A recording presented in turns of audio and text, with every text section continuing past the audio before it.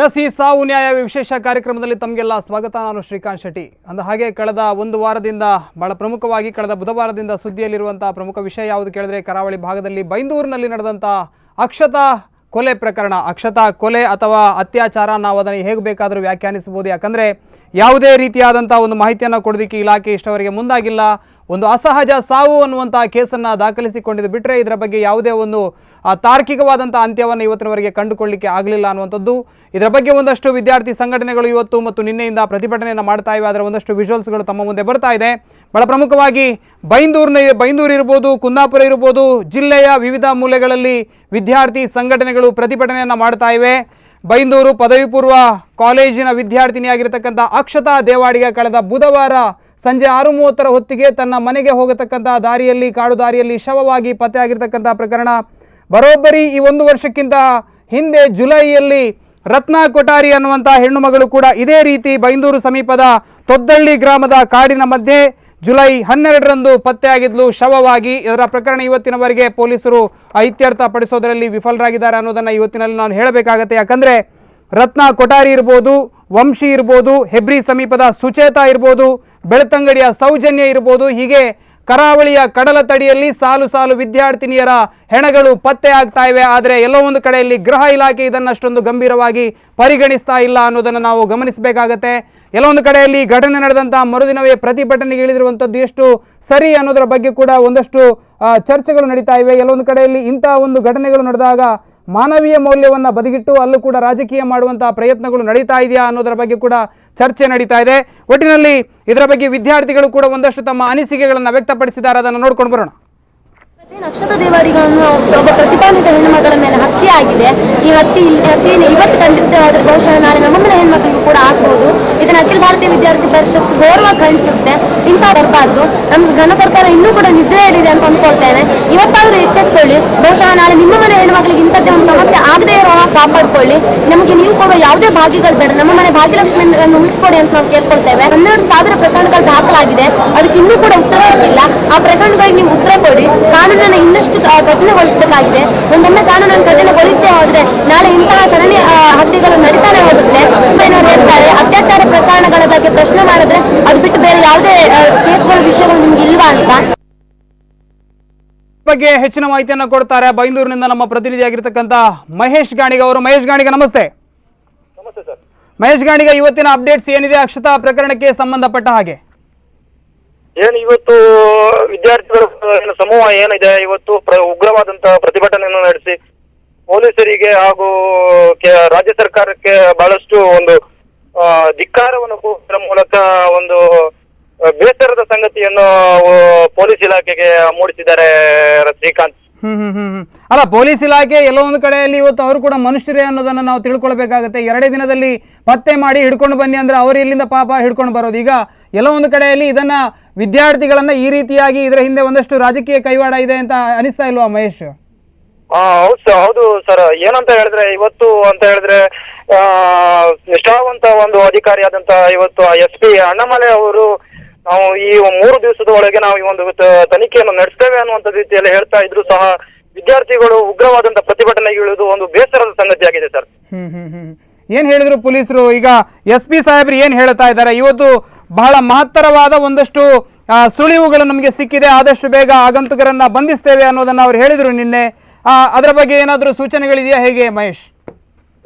ಈಗಾಗಲೇ ಉಗ್ರವಾದಂತ ಒಂದು ಮಟ್ಟಿನ ಒಂದು ಈಗಾಗಲೇ ಒಂದು ತನಿಖೆಯನ್ನು ನಡೆಸ್ತಾ ಇದ್ದಾರೆ. ಆದ್ರೆ ABVP ಮುಖಂಡರು ಇಬ್ರು ಬಂದವರು ಅಣ್ಣಾಮಲೈ ಅವರಿಗೆ ಏನೋ ಒಂದು ಉದ್ದಟತನದ ಒಂದು ಮಾತನ್ನು ಆಡಿ ಒಂದು ಬೇಸರದ ಸಂಗತಿಗೆ ಒಂದು ಕಾರಣಕರ್ತರಾಗಿದ್ದಾರೆ ಶ್ರೀಕಾಂತ್. S, okay. ಒಟ್ಟಿನಲ್ಲಿ ಇವತ್ತು ನಿನ್ನೆ ಅಮೃತಪಾಲ್ ಅವರು ಬಂದರು, ಪೊಲೀಸ್ ಮಹಾನಿರ್ದೇಶಕರು, ಪಶ್ಚಿಮ ವಲಯದ ಪೊಲೀಸ್ ಮಹಾನಿರ್ದೇಶಕ ಅಮೃತಪಾಲ್ ಅವರು ಬಂದು ಹೇಳಿದ್ದಾರೆ 3 ತಂಡಗಳನ್ನು ರಚಿಸಿ ನಾವು ಇದರ ಬಗ್ಗೆ ತನಿಖೆಯನ್ನು ಮಾಡ್ತಾ ಇದ್ದೇವೆ ಅನ್ನೋದನ್ನು ಹೇಳಿದ್ದಾರೆ.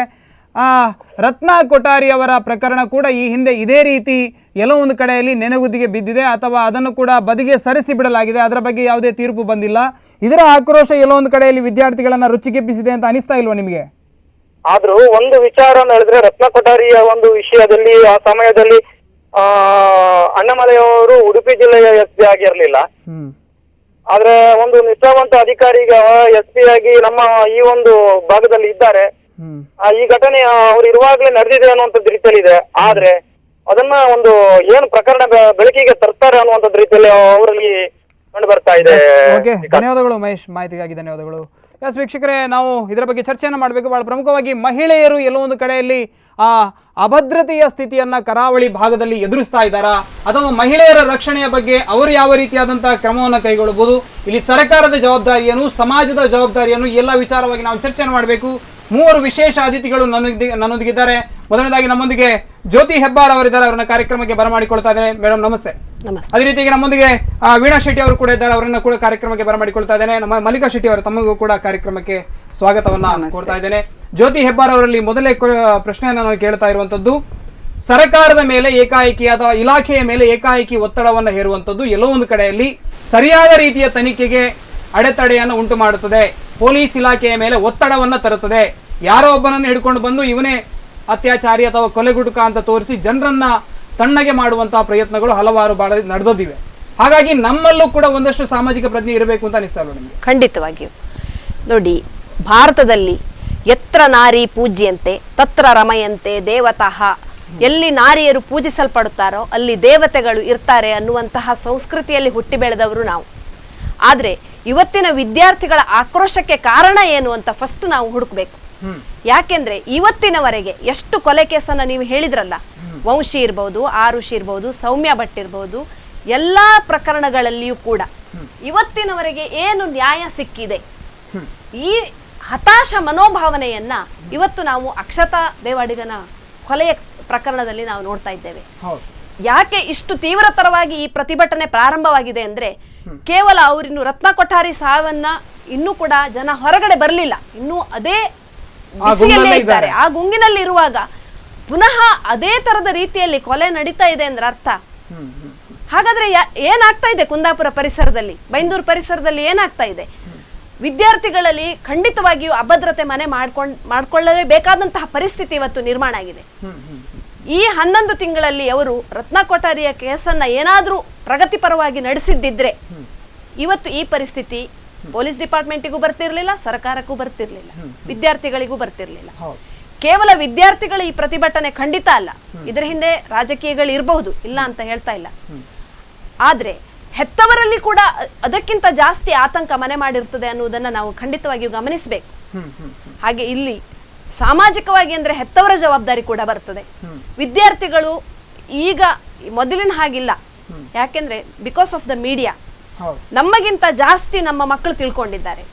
ಅವರಲ್ಲಿ ಅಭದ್ರತೆ ಕಾಣ್ತಾ ಇದೆ, ಹುಡುಗಿಯರಲ್ಲಿ ಅಭದ್ರತೆ ಕಾಣ್ತಾ ಇದೆ. ಇವತ್ತು ನಾನು ಹೀಗೆ ಹೋಗ್ತಾ ಇದ್ರೆ ನಾಳೆ ಮನೆಗೆ ಬರೋದಿದ್ರೆ ಏನ್ ಮಾಡ್ಬೇಕು ಅಂತ ಅಭದ್ರತೆಗೆ ಈ ರೆವಲ್ಯೂಷನ್, ಈ ಸ್ಟೆಪ್ ಏನಿದೆ ಇದು ಖಂಡಿತವಾಗಿ ಒಂದು ರೆವಲ್ಯೂಷನ್ ಸ್ಟೆಪ್.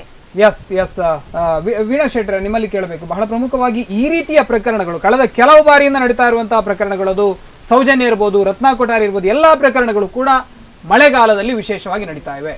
ಕಾಡು ದಾರಿಯಲ್ಲಿ ಹಳ್ಳಿಗಳಲ್ಲಿ ನಡೀತಾ ಇರುವಂತಹ ಘಟನೆಗಳು. ಯಾಕಂದ್ರೆ ಅಲ್ಲಿ ಇರತಕ್ಕಂಥ ಒಂದಷ್ಟು ಸುಳಿವುಗಳು, ಸಾಕ್ಷಿಗಳೆಲ್ಲ ಮಳೆ ನೀರಿನಲ್ಲಿ ಕೊಚ್ಚಿಕೊಂಡು ಹೋಗುವಂತಹ ಸಾಧ್ಯತೆ ಇದೆ. ಯಾವುದೇ ರೀತಿಯ ಪುರಾವೆಗಳು ಸಿಗಬಾರದು ಅನ್ನುವ ಕಾರಣಕ್ಕಾಗಿ ಈ ರೀತಿಯ ಪ್ರಕರಣಗಳು ನಡೀತಾ ಇವೆ. ಹಳ್ಳಿಯ ಭಾಗದಲ್ಲಿ ಇವತ್ತು ಮಹಿಳೆಯರು ಎಷ್ಟು ಸುರಕ್ಷಿತರಾಗಿದ್ದಾರೆ ಅಂತ ನಿಮ್ಗೆ ಅನಿಸ್ತಾ ಇದೆ? ಯಾಕಂತ ಹೇಳಿದ್ರೆ ಕಳೆದ ರತ್ನ ಕೊಠಾರಿಯ ಸಾವಿನ ಟೈಮು ಜುಲೈ 12. ಹೌದು, ಆ ಸಮಯ ಕೂಡ ಮಳೆಗಾಲ, ಈಗ ಕೂಡ ಮಳೆ. ಆ ಮಳೆಯ ಟೈಮಲ್ಲಿ ಇಂತಹ ಕೊಲೆ, ಇಂತಹ ಅತ್ಯಾಚಾರಗಳು ಸಮಯದಲ್ಲೇ ನಡೆಯುವುದಾದ್ರೆ ಇದೊಂದು ಏನು ಪೂರ್ವ ನಿಯೋಜಿತ ಪ್ರೀ ಪ್ಲಾನ್, ಪೂರ್ವ ನಿಯೋಜಿತವಾಗಿ ಅಂತ ಮಾಡುವಂತಹ ಕೆಲಸಗಳಾಗಿರ್ಬೇಕು. ಇದರಲ್ಲಿ ಯಾರದೋ ಒಂದು ಕೈವಾಡ ಇರಬೇಕು. ಅಂದ್ರೆ ನಾನು ಸ್ವತಃ ನಿನ್ನೆ ಆ ಪ್ಲೇಸಿಗೆ ವಿಸಿಟ್ ಕೊಟ್ಟಿದ್ದೇನೆ. ಅಲ್ಲಿ ಹೋಗಿ ಅವಳು ಎಲ್ಲಿ ಬಸ್ ಇಳಿತಾಳೆ, ಅಲ್ಲಿಂದ ನಡೆಯುವಂತ ದಾರಿ ಎಷ್ಟೇ ಇದೆ ಎಲ್ಲ ನಾವು ಅಲ್ಲಿ ನೋಡುವಾಗ 1.5 ಕಿಲೋಮೀಟರ್ನಷ್ಟು ಅವಳು ಒತ್ತಿನೆಯಿಂದ ಬಸ್ಸಿನಿಂದ ಇಳಿದು ಬರ್ಲಿಕ್ಕೆ ಉಂಟು ಮನೆಗೆ. ಒಂದು ಪ್ಲಾಂಟೇಶನ್, ಅಕೇಶಿಯಾ ಪ್ಲಾಂಟೇಶನ್, ಅದನ್ನ ಸುತ್ತು ಹಾಕಿ ಬರೋದು ಬೇಡ ಅಂತ ಮಧ್ಯದಲ್ಲಿ ಹೋಗ್ತಾ ಇದ್ರು. ಅಕೇಶಿಯಾ ತೋಪಿನ ಒಳಗಡೆಯಿಂದ ಬರುವ ಹೆಣ್ಮಕ್ಳಿಗೆ ಯಾರೋ ಇದು ಸಂಚನ್ನು ಮಾಡಿ ಮೊದ್ಲೇ ಯಾರೋ ಗೊತ್ತಿದ್ದವರೇ ಮಾಡಿದಂತ ಖಂಡಿತವಾಗಿಯೂ ಅಲ್ಲಿ ನಾವು ಪರಿಶೀಲನೆ ಮಾಡಿದ್ದೇವೆ, ನೋಡಿದ್ದೇವೆ, ಆ ಮನೆಯ ಪರಿಸ್ಥಿತಿ ನೋಡಿದ್ದೇವೆ. ಖಂಡಿತವಾಗಿಯೂ ಸಾಮಾನ್ಯ ವರ್ಗದ ಜನರು, ರತ್ನ ಕೊಠಾರಿಯ ಮನೆ ಹೇಗಿತ್ತು ಅದೇ ರೀತಿ ಅಕ್ಷತಾ ದೇವಾಡಿಗರವರ ಮನೆ. ಖಂಡಿತವಾಗಿಯೂ ಅಲ್ಲಿ ನಾವು ಹೋಗಿ ನೋಡುವಾಗ ಆ ತಾಯಿಯ ರೋದನ, ಆ ತಂಗಿಯಂದ್ರನ್ನು ನೋಡುವಾಗ ಖಂಡಿತವಾಗಿಯೂ ನಾನು ಅಂತೂ ನಿನ್ನೆ ನೋಡಿದವಳು ಸಂಜೆ ರಾತ್ರಿ ತನಕ ನಮಗೆ ಅದೇ ತಲೆಯಲ್ಲಿ ಗುಂಗಿನಲ್ಲಿತ್ತು. ಯಾಕಂತೇಳಿ ನಾವು ಕೂಡ ಒಂದು ತಾಯಂದ್ರು, ನಮಗೂ ಹೆಣ್ಮಕ್ಳಿದೆ. ಈಗ ಕರಾವಳಿ ಭಾಗದಲ್ಲಿ ಆದಷ್ಟು ಕಡಿಮೆ ಇರ್ಬೋದು, ಯಾಕಂದ್ರೆ ನಾವು ಪೇಟೆ ಕಡೆ ಇದ್ದೇವೆ. ಕರಾವಳಿ ಭಾಗ ಸ್ವಲ್ಪ ಹೌದು ಜನಸಂಚಾರ ಇರುತ್ತದೆ ಇದೆ. ಆ ಮಲೆನಾಡು ಭಾಗದಲ್ಲಿ ಇಂತಹ ಘಟನೆಗಳು ಜಾಸ್ತಿ ಆಗ್ತಾ ಹೋದ್ರೆ ಇನ್ನೂ ನಿರಂತರವಾಗಿ ವರ್ಷದಲ್ಲಿ 1 ವರ್ಷನೂ ಕಳೆಯಲಿಲ್ಲ, ಅದಕ್ಕಿಂತ ಮೊದಲೇ ಇಂತಹ ಘಟನೆಗಳು ಇನ್ನೂ ನಡ್ತಾ ಹೋದ್ರೆ ಇನ್ನು ಹೆಣ್ಮಕ್ಳ ಗತಿ ಹೇಗೆ, ಹೆಣ್ಮಕ್ಳು ನಡೆಯುವುದು ಹೇಗೆ? ಎಸ್ ಮಲ್ಲಿಕಾ ಶೆಟ್ಟಿ ಅವರು, ನಿಮ್ಮಲ್ಲಿ ಕೇಳಬೇಕು. ಯಾಕಂದ್ರೆ ಪೊಲೀಸ್ ಇಲಾಖೆ ಇರ್ಬೋದು ಅಥವಾ ಸರ್ಕಾರ ಇರ್ಬೋದು, ಎಲ್ಲರ ಜವಾಬ್ದಾರಿಗಳಿದೆ.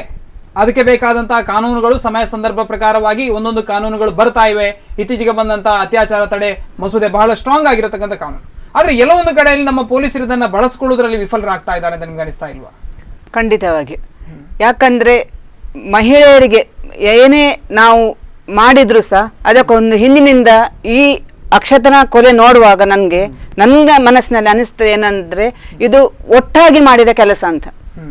ಯಾಕಂದ್ರೆ ಪೊಲೀಸ್ನವರು ಸಹ ಹಾಗೆ, ಈಗ ನೀವು ಹೇಳಿದಾಗೆ ಯಾರನ್ನಾದ್ರೂ ಒಂದು ತಂದು ಕೊಡ್ತಾರೆ, ಅದು ಅವರು ಹೌದಾ ಅಲ್ವಾ ಅಂತ ನಮ್ಗೆ ಡೌಟ್. ಖಂಡಿತ ಅದಕ್ಕೆ ಕಾನೂನು, ನಾನು ಯಾವಾಗಲೂ ಹೇಳುದುಂಟು ಮಹಿಳೆಯಾಗಿ ಏನಂದ್ರೆ ನಮ್ಮ ಸರ್ಕಾರದಲ್ಲಿ ಮಾಡುವ ಅದು ಯಾರೇ ಕೊಲೆ ಮಾಡ್ಲಿ, ಈಗ ಮಣಿಪಾಲದಲ್ಲಿ ಆಯ್ತು, ನಮ್ಮ ಮನೆ ಹತ್ರನೇ ಆಯ್ತು, ನಾವು ಅದು ನೋಡಿದ್ದೇವೆ ಕಣ್ಣಲ್ಲಿ ಹೋಗಿ, ನನ್ನ ಸ್ವಂತ ಕಣ್ಣಿನಲ್ಲಿ ನಾನು ನೋಡಿದ್ದೇನೆ ಹೋಗಿ.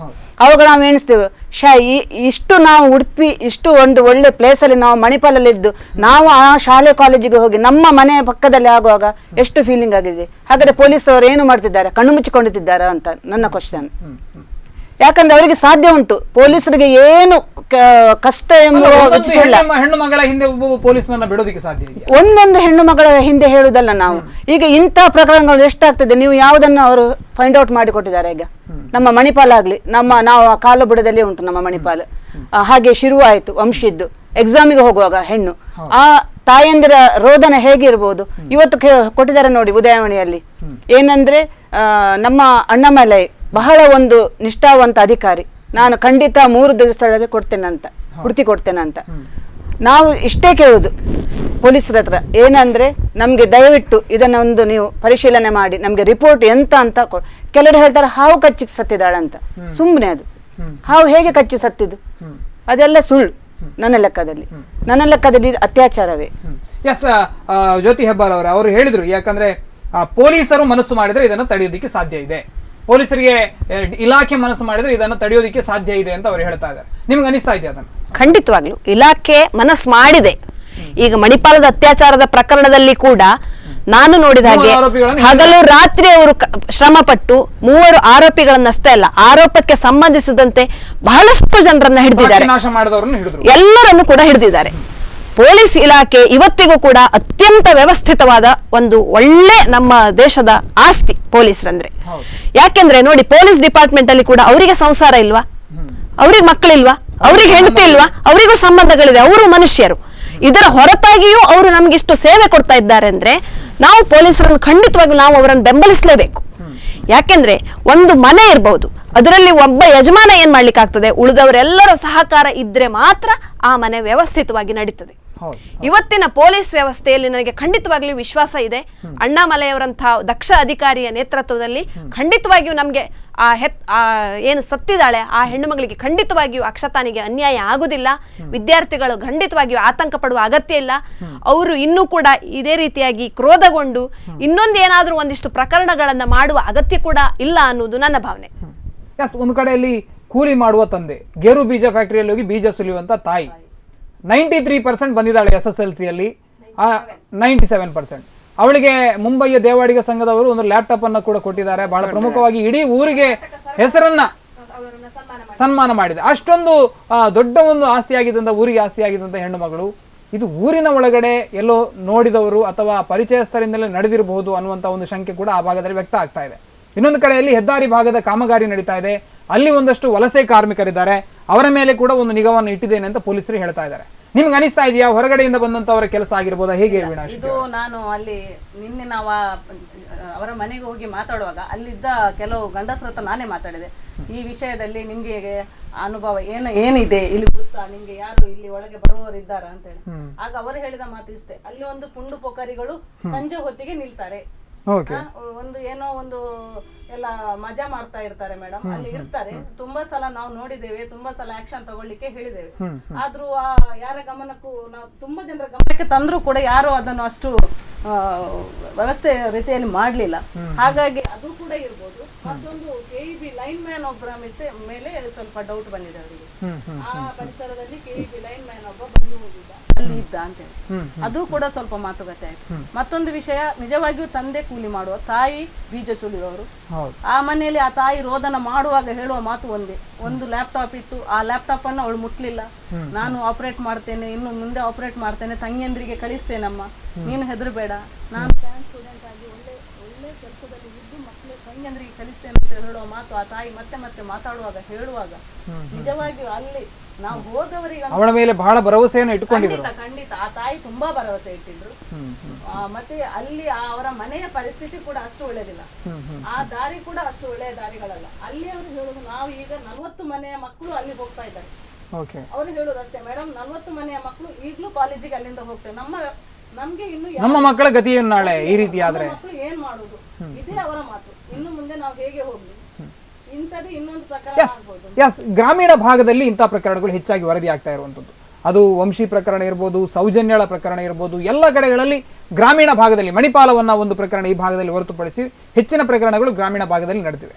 ಹಾಗಾದ್ರೆ ಗ್ರಾಮೀಣ ಭಾಗದಲ್ಲಿ ಪೊಲೀಸರು ಇರ್ಬೋದು ಅಥವಾ ಈ ಪ್ರಶಾಸನ ಇಲಾಖೆ ಇವರೆಲ್ಲ ಯಾವ ರೀತಿ ಕೆಲಸ ಮಾಡಬಹುದು ಅಂತ ನಿಮ್ಗೆ ಅನಿಸ್ತಾ ಇದೆ? ಅದೇ ಗ್ರಾಮೀಣ ಪ್ರದೇಶಕ್ಕೆ ಹೆಚ್ಚು ಒತ್ತು ಕೊಡ್ಬೇಕಂತ ನಾವು ಹೇಳುದು. ಪೊಲೀಸರಾಗ್ಲಿ, ಪೊಲೀಸರು ಒತ್ತು ಕೊಡ್ಲೇಬೇಕಲ್ಲ ಸರ್. ಯಾಕಂದ್ರೆ ಈ ತರ ಆಗೋದು ಈ ಮಳೆಗಾಲದಲ್ಲಿ, ಈ ಮಕ್ಕಳು ಎಕ್ಸಾಮಿಗೆ ಹೋಗೋ ಟೈಮಲ್ಲಿ ಈ ಹಾಗಾದ್ರೆ ಇನ್ನು ಮುಂದಿನವರಿಗೆ, ಈಗ ವೀಣಾ ಶೆಟ್ಟಿ ಹೇಳಿದ ಹಾಗೆ ನಾಳೆ ಅವರು ನಮ್ಮ ಮಕ್ಕಳನ್ನು ಕಾಲೇಜಿಗೆ ಹೇಗೆ ಕಳಿಸೋದು? ಅದಕ್ಕೆ ಪೊಲೀಸರದ್ದು ಮೇನ್, ಪೊಲೀಸರು ನನ್ನ ಲೆಕ್ಕದಲ್ಲಿ ಸ್ವಲ್ಪ ತುಂಬಾ ಜವಾಬ್ದಾರಿ ಇದ್ದಂಗ ಗ್ರಾಮೀಣ ಪ್ರದೇಶದಲ್ಲಿ ಜಾಸ್ತಿ ಮಾಡಬೇಕು. ಹೌದು, ಖಂಡಿತ. ಪ್ರದೇಶದಲ್ಲಿ ಯಾರೊಬ್ರು ಕೇಳುವವರಿದ್ದಾರೆ ಅನ್ನುವಂತ ಭಾವನೆ ಬರಬೇಕು. ಹೌದು, ಹೌದು. ಇರಬೇಕು ಆ ಪ್ರದೇಶಗಳಿಗೆ. ಮಕ್ಕಳು ಶಾಲೆ ಹೋಗೋ ಟೈಮ್ ಇರ್ಬೋದು, ಹಾಗೆ ಇದೆ. ಅದು ಕನಿಷ್ಠ ಈ ಮಳೆಗಾಲದಲ್ಲಿ ಅದು ಹೇಗೆ ಮಾಡಿದೆ ಅಂತ ಹೇಳಿದ್ರೆ, ಮಳೆ ಬರುವ ಟೈಮ್ ಅಲ್ಲಿ ಮಾಡ್ತಾರೆ, ಯಾವುದೇ ಕುರುಹು ಸಿಗಬಾರ್ದು.